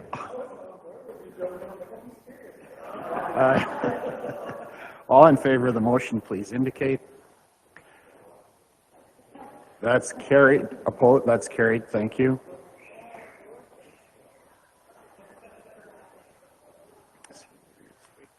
Requests for functions of council. First of all,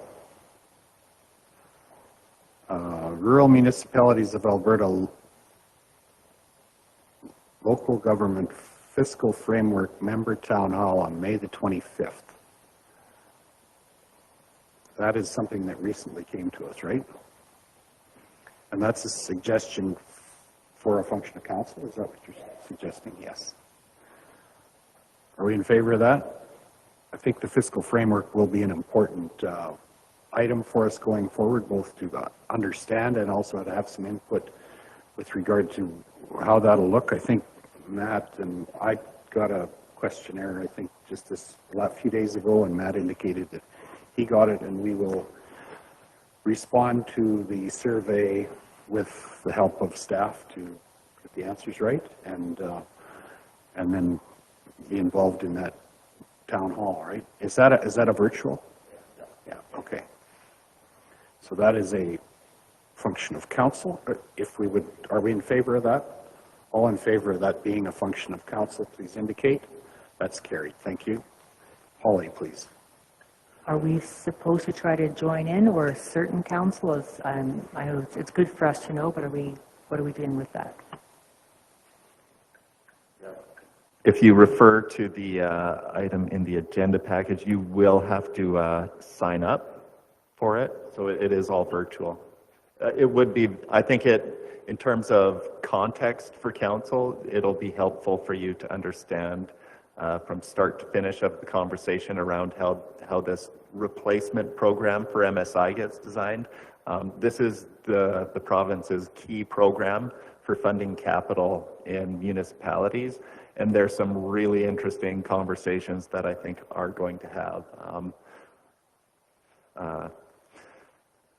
One of the items that came up in our informal lunch meeting with our friends at the RMA is, there's some suggestion that there might be a cap on the amount of capital funding that the province forwards. So if you're a well-to-do municipality, you might top out at a certain amount because you don't need it.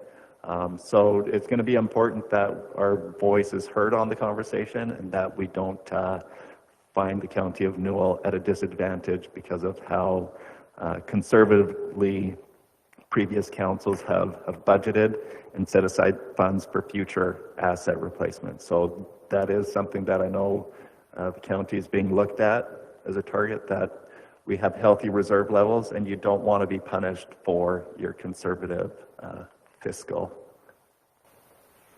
situation. Yeah, I think that would be a good one for us to try to be a part of. And the meeting is from 3 to 4:30. So I expect it will have quite a bit of information in a relatively short period of time, right?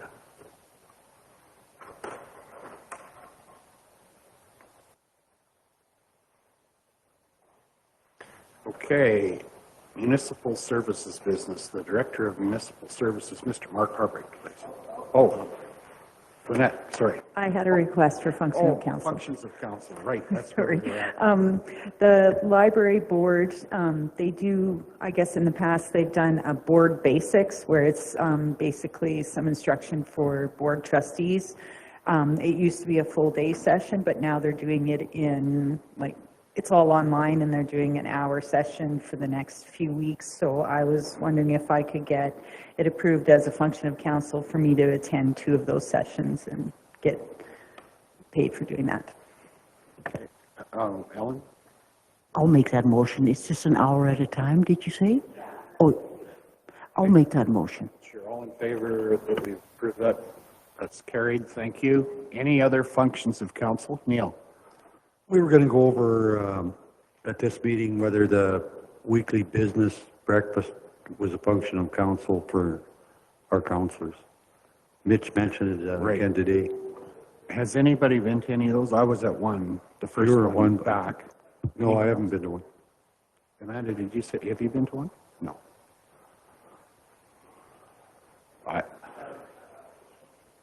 I was at one.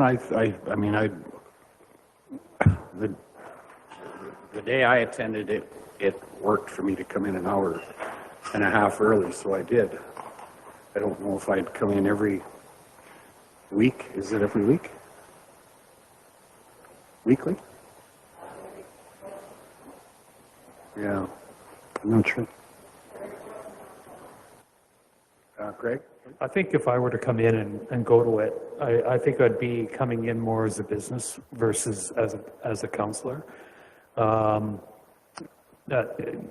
don't see the benefit as a counselor so much other than to get a pulse on what the businesses are doing. So I don't know if I see it as a function of council or not, but I would be more interested in coming in as more on the business aspect.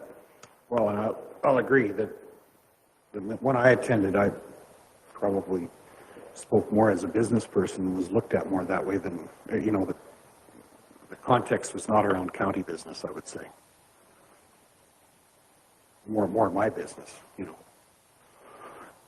But, okay, so unless there's an issue with it was to support what our Economic Development Committee is doing, not that we get anything out of it, or much out of it. Yeah. I'm okay one way or the other. Well, no. I wouldn't be opposed to covering the costs for 1 or 2 people to go when it works for them to go either. That's not the issue as far as I'm concerned. But Holly, please. I guess for you two on joint services, you see it advantageous to the county to have someone there occasionally, just to hear what's going on? Just to, it's just support for our economic development. I'm okay if anybody wants to go 2 times a year. If you don't want to go, don't go. Just put it down as a function of council, because you wouldn't be there. If I ever went, I would not be at that meeting except because of joint services. Yeah. That's all it is. Holly, please. I guess I'd make a motion that a counselor can attend the business breakfast twice a year as a function of council if they would like. Okay. That's a reasonable thing. Ellen, please? Just for clarification, the LGFF, are we going to register ourselves, or is staff going to take care of that, or we'll do that ourselves? Okay, thank you.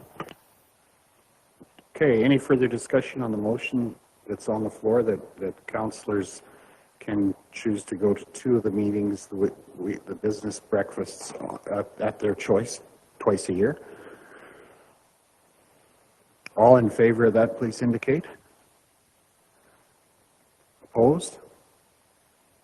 That's carried, I think. Yeah. Thank you.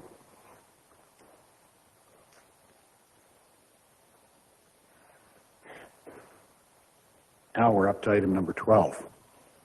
Municipal Services Business, the Director of Municipal Services Report, Mr. Mark Harpreet. Well, good afternoon, everyone. You're doing good on your agenda. Maybe I should slow you down. You got too much time on your hands. I wouldn't this advise afternoon. that. That's not advisable. Anyway, comment was about the fancy little flags out front. Welcome to National Public Works Week. As you know, we've had a few little posts on social media. That's to the extent that we take it these days. The banners out front, they're probably about 7 years old. We are looking to replace those banners. We've lost 2 of them already this year because they're just old.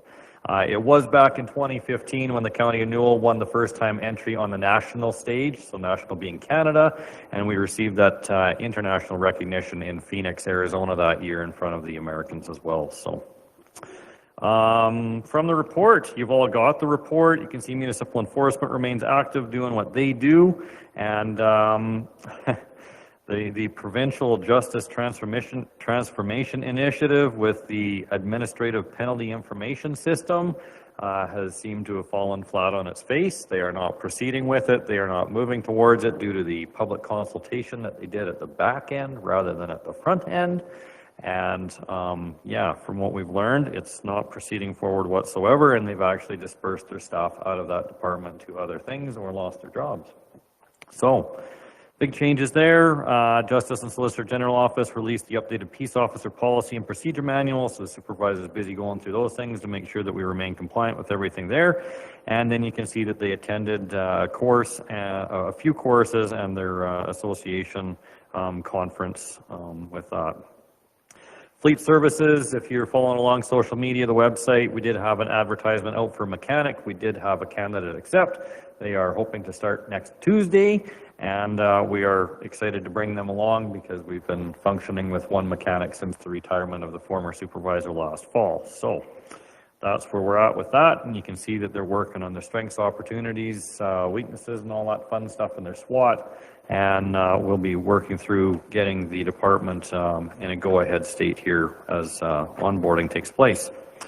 Operations, greater operators, spring road conditions, there's a few frost boils, soft road conditions, things being done. Industry never stops. So sometimes roads get rutted up. All we need is that information to come through the Newell Connect system. That's your first point of entry. Your second is, yes, you can call in and we will put it into the system. Third, email if you need to, but we are getting those kinds of calls and whatnot into the system. On top of that, we have greater operators that are taking some training from the DK Blading Services, and with that, last year we trained 2 operators. We realized approximately 15 liters of fuel saved per machine per day. And what we had previously was about 250 hours of life in the grader blades, where we are hoping to realize 1,000 hours or better on a set of grader blades. Some of our peers that have also used DK blading for training services have also realized these same benefits. And to book DK blading services now is a very hard thing to do because everybody wants that advantage. And it's just simple little things, just little tweaks on how you do the grading side of business. Anyway, it's paying for us, and we look forward to realizing that benefit across all grading operations. What can we jump down to? Gravel foreman is on site and working. Our 3 seasonal laborers returned. We're still seeking 1 additional seasonal laborer. Dust abatement program, those things are all resolved. So for council's information, 2022, we received a total of 330 applications. Keep in mind, we had some changes as to what county paid dust abatement was applied, where it was reduced. 2021, those application numbers were 311. In 2020, 281. In 2019, 307. And 2018, 287. You may ask yourself, well, why does he go from 300 to 200 to 300 to 200 numbers? Some people only apply it 1 time every 2 years. And that's for them to determine whether they believe they get enough benefit on a 2-year cycle versus paying every year. So that's just what we kind of see in a lot of those numbers altering from year to year. Street sweeping in Hamlets, it's done. We did have a small delay in that due to some of the weather and stuff. And we do have a number of our projects going for tender, some still in design stages, things like that, but they just kind of roll out as the season goes on based on the plan.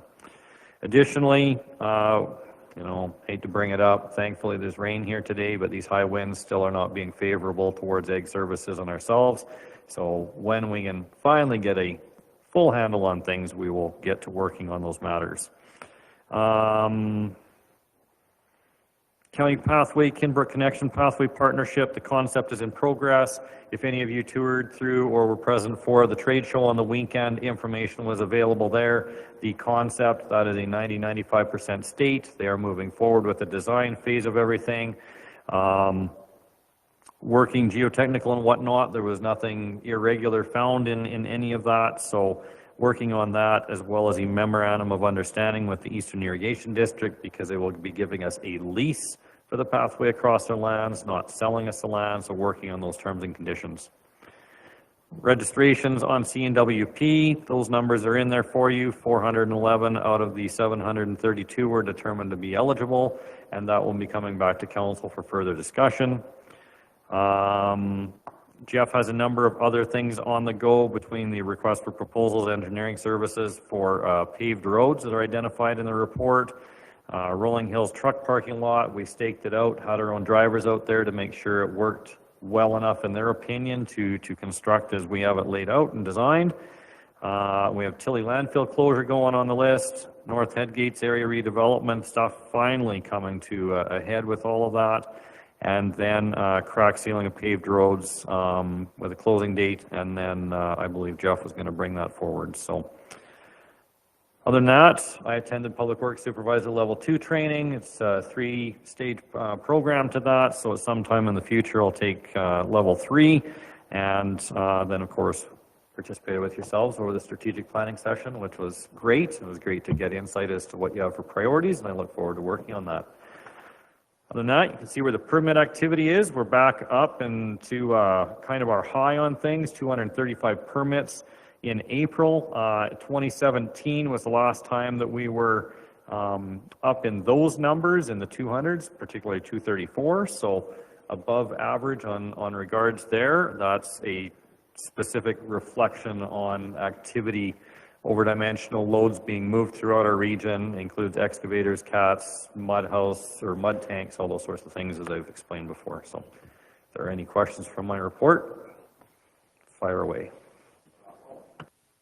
Just Pauline, please. the paved road. So that was just part of the ongoing plan we saw a while ago. We were going through that list of what roads for the topping of them, right? That's what we're looking at? What you're looking at here, so you have a multi-year paving plan that the budget runs out. It's only a 10-year forecast on that, I believe it is, or 10 or 20. Then you also have your paving priority list, which goes well beyond that whole forecast of funding. And then as we go through things, those also include the overlays and whatnot.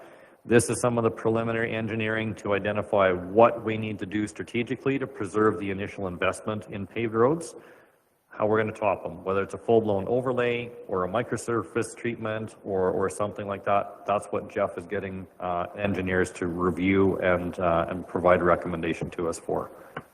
Okay, so I'm trying to go back to that list we saw quite a while ago.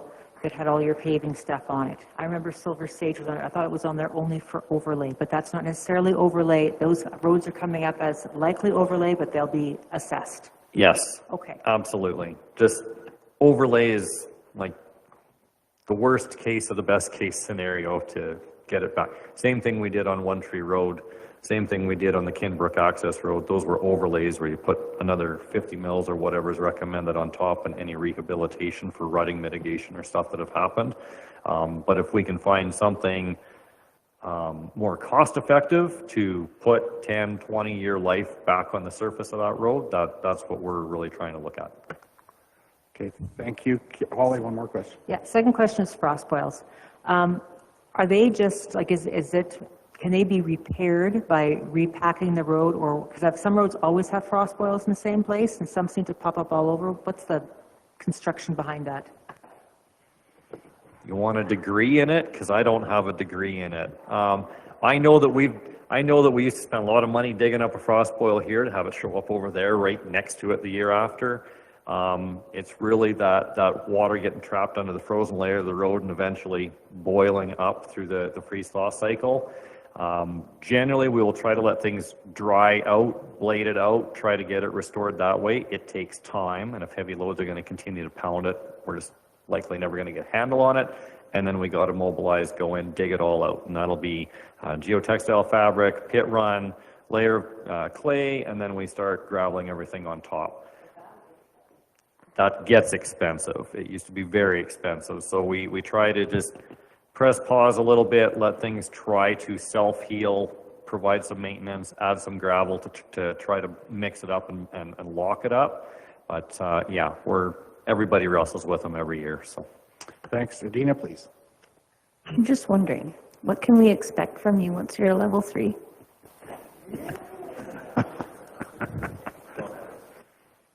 Admittedly, I will say that after level 1 and level 2, this is actually a course better suited for people below my position. So I'm looking at it as a great opportunity to find out where I think it actually fits in the organization, whether it's with the foreman, whether it's with the manager, things like that.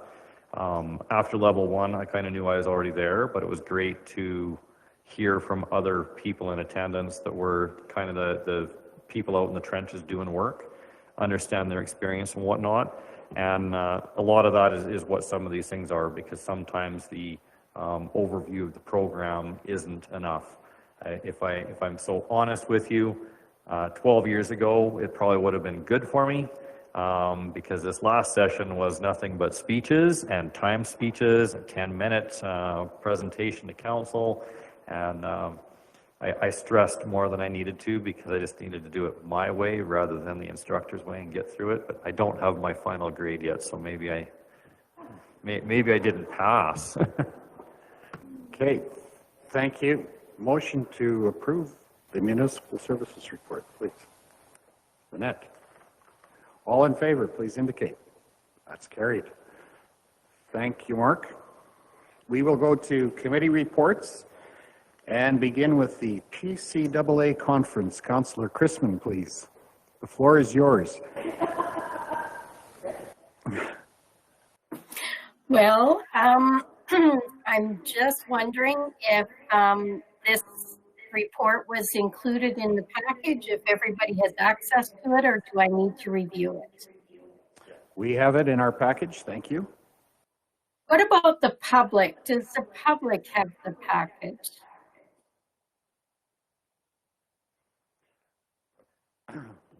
I've heard in the past that they don't get the entire package, so that's why I'm asking. And Ariana would know the answer to that. They do now. I typically keep those locked until they're presented at the meeting, and then I unlock them, so I've done that now. Okay, so they have access. Public? They will have access, yes. Perfect. So then I don't have to review it. Okay, thank you. Are there any questions for Kelly? Seeing none at an earlier hour of the day, I'm not sure that there might be some questions, but we're letting you off easy, but thank you. Yeah. No Do we need a problem. motion to accept that report? We'll just take the reports together at the end. If there are no further questions, we'll go to Greg for a Joint Services Committee report. So my report is there. One highlight is the Red Bull Outliers. That's a dirt bike racing deal that's happening in our county, and it's pretty exciting. It's a Red Bull event, so it's broadcast. Well, no, it's not broadcast, but it's on YouTube all over the world. So it's really good exposure for our area, and it's pretty cool actually. You know, we were put on the agenda that they were asking for $10,000 at Joint Services for just for some funding, and I was originally not real, you know, big on it because they are a for-profit company, and they do, you know, it is professional riding. But I do realize in the meeting they're bringing about a ton of people here, just riders and people that are working, setup people, and they'll be filling about 250 rooms in Brooks. So there's a definite economic advantage to our area for this race. So we did approve the $10,000 grant for them. I had my mind changed at the meeting. So that's one thing that's pretty cool, and it comes up in July. So watch for that. Other than that, you know, the big thing was the branding, and that was a big discussion at Joint Services. So we went through that earlier here in our meeting. So we'll be bringing that back to Joint Services and discussing further as to where we'll go, and we'll advise. That's my report. And I can move it. Thank you, Greg. Neil, you had a further comment or a question? Yeah, the money didn't go to Red Bull and they did not apply for it. Right. It was the riders that are coming in, there's 250 of them. So when we heard that, it would be pretty ridiculous to cut the check to $1 billion company, but it made it pretty easy. And 10,000 they have 14 million subscribers that around the world that are going to be seeing the County Newell logo and watching this thing. So it was a great investment at $10,000. Thank you. Any other questions for Greg? Lynette, please. It's at a pop-up veterinary clinic. What, do you have any details on that? No details. I don't know when it's going to be, but there is a vet that's going to be coming in and doing a pop-up, and it's going to be more for if your pet needs vaccinations and a checkup. You know, we definitely have a need for that in our area right now. So yeah, it's a good thing. So we'll keep kind of watch for that. We'll keep advised on that. Okay, thank you. Seeing no other questions, we'll move on in our agenda. No post-agenda items. Information items are listed below that move right down to item number 16, which is our in-camera. Are there any questions with regard to the items that are presented for information? Seeing none, do I have a motion to go in camera? Lynette, please. All in favor, please indicate. That's carried. Thank you.